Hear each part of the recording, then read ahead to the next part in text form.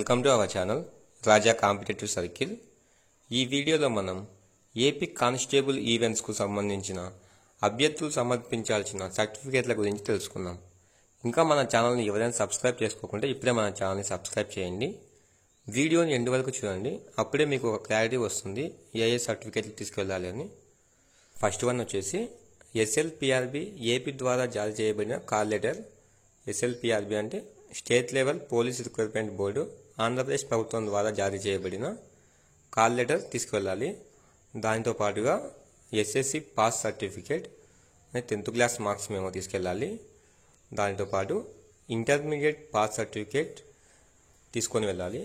SC ST అభ్యర్థుల విషయంలో 2 ఏళ్ల పాటు పాస్ లేదా ఫెయిల్ అయిన విద్యార్థుల యొక్క మెమోను తీసుకెళ్ళాలి. ఎస్సీ ఎస్టీ అభ్యర్థులకు వారు పాస్ అయినా కానీ లేదా 2 సంవత్సరాలు చదివినట్టు పూర్తి అయినట్టు సర్టిఫికేట్ ఉన్నా సరిపోతుంది.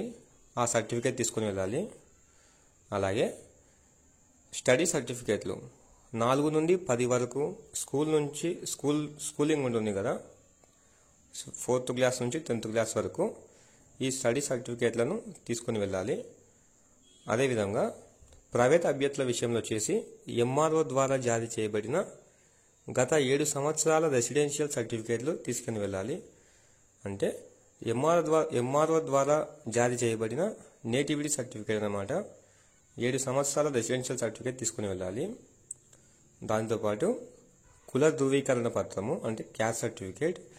ఈ క్యాస్ట్ సర్టిఫికేట్ ఎప్పటి లోపల ఉండాలంటే జూలై 1, 2022 తర్వాత నుంచి ఆంధ్రప్రదేశ్ ప్రభుత్వం జారీ చేయబడినదిగా ఉండాలి.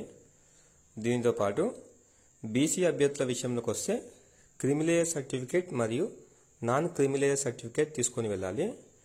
అలాగే ఓసీ అభ్యర్థుల విషయంలో ఓసీ అభ్యర్థులలో ఈడబ్ల్యూఎస్ కేటగిరీకి చెందిన వాళ్ళు ఈడబ్ల్యూఎస్ సర్టిఫికేట్ తీసుకొని వెళ్ళాలి. అలాగే నోటిఫికేషన్లో పేర్కొన్న షెడ్యూల్ ప్రాంతాలకు చెందిన ఎస్టీ అభ్యర్థుల విషయంలో ఏబీఓ సర్టిఫికేట్ సమర్పించాలి. నోటిఫికేషన్లో పేర్కొన్న షెడ్యూల్ ప్రాంతాలకు చెందిన ఎస్టీ అభ్యర్థుల విషయంలో ఏబీఓ ఎస్టీ సర్టిఫికేట్ తీసుకొని వెళ్ళాలి. దీనితో పాటు ఇంకా ఏమైనా ప్రత్యేక సర్టిఫికేట్లు అంటే గేమ్స్ కానీ, ఎన్సీసీ కానీ, లేదా రిటైర్డ్ ఆర్మీ ఆఫీసర్స్, ఇట్లా నేవీ, ఇలాంటి వాళ్ళు ఈ సర్టిఫికేట్లను తీసుకోవడం వల్ల కొంచెం బెనిఫిట్ ఉంటుంది. దీంతో పాటు గర్భిణీ స్త్రీలకు ఇందులో ఒక మినహాయింపు ఉంది.